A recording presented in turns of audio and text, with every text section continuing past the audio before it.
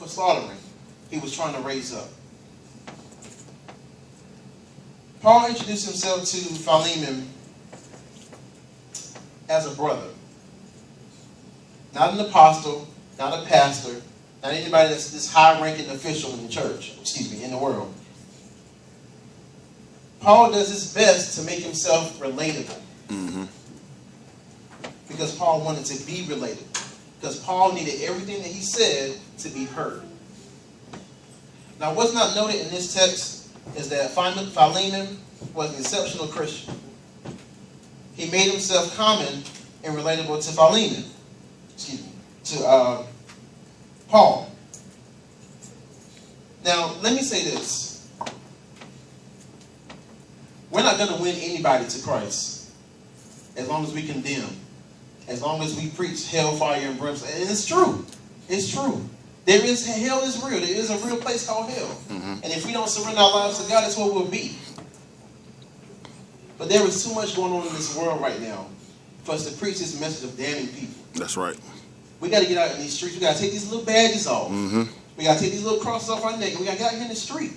And we got to teach love. That's right. That's how you win souls for Christ. Come on.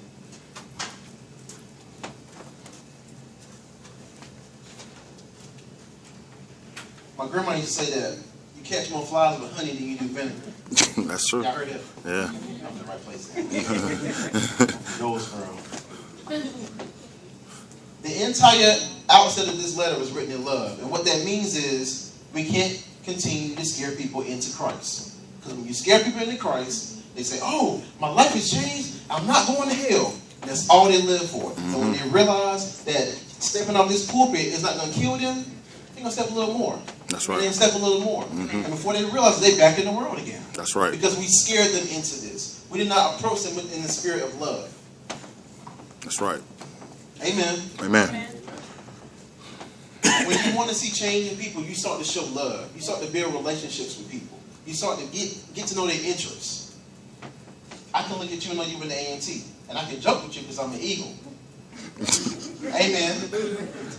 Oh, I knew I could go fly out of here. It's Bronco Pride, baby, up in here, though. You know it. All over the place. So me trying to be relatable is talking to you about how much I can't stay in your school. And how much my sister went there, and I gotta deal with it. But I'm opening that door, and you know I'm joking. You don't even know me, you know I'm joking. So it's the spirit of love that we have to walk in. Amen? Amen. Amen. Paul addresses Philemon, Aphia, who is believed to be his wife. Archippus. Look, let me tell you this real quick. When I'm with my youth, when you get to a word that you can't pronounce, we just say the first letter and keep it moving. And I need to get caught up on names. Amen? Amen. Now that was believed to be Philemon's son. And this was a private letter that Paul wrote to Philemon, but it was meant to be shared openly. Recently, just now I spoke on love, and there are 6 things that Paul operated in that showed his love. His prayers, his sharing, his partnership, his good acts, his heart, and a refreshing. Those are the 6 things that Paul uses to transform Onesimus' life. Amen? Amen. Paul calls him his son, which is a term of endearment. In verse 11, Paul validates this by saying, basically telling him what his name means. His name means beneficial and profitable. Paul writes that I appeal to you, my son Onesimus, who became my son while I was in chains. Formerly he was useless to you, but now he has become useful to both you and me. When we obey the Spirit of God, because it's not our doing. That's right. When we obey the Spirit of God and we come to this altar or in the middle of the street or wherever we are and we surrender to God, we are allowing God to do the work. Amen. Yes, yes.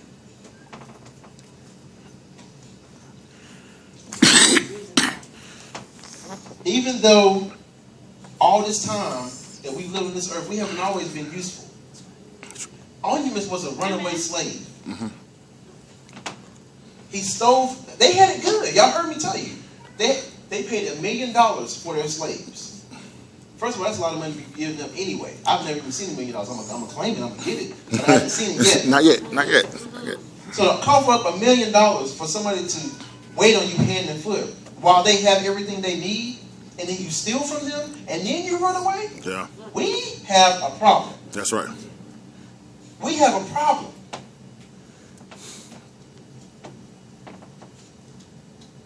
So now we're useful to God because we've come to God and we've surrendered to God. Amen? Amen. Amen.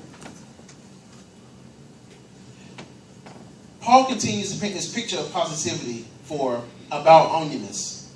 And he goes on in verse 13, he says, I would have loved to keep him for myself so he could take your place in helping me as I am in chains for the gospel. Every part of Onesimus' character has been torn down because it was known. Y'all seen Roots. You don't run away.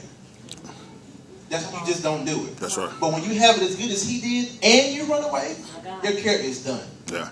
No one respects you anymore. You can't come around anymore because everybody knows who you are. Come on. Because this was a community of people. But Paul chose to build him up. Paul brought him to a new place of decency and respect and honor. Even though he stole from his master and he left, and it was frowned upon. We've all done something that's been frowned upon in our lives. Amen. I was a drunk in college. And I don't have any bad feelings about sharing it.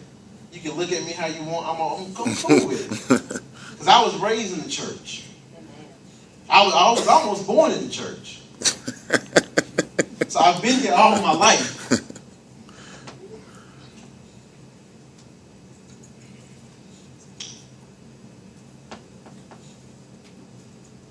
It's all right.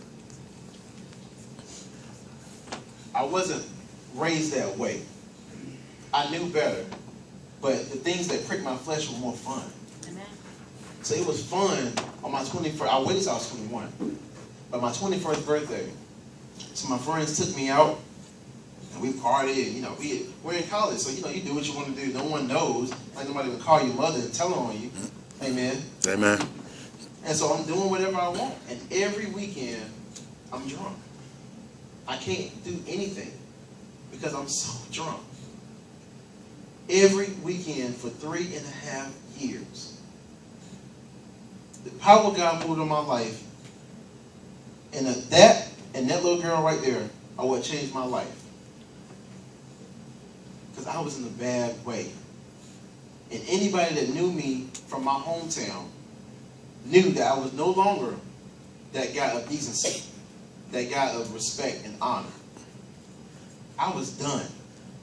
Left for dead. In Durham where nobody knew me. I could be whoever I wanted to be. Y'all ain't saying nothing. I'm telling my story, man. Go ahead.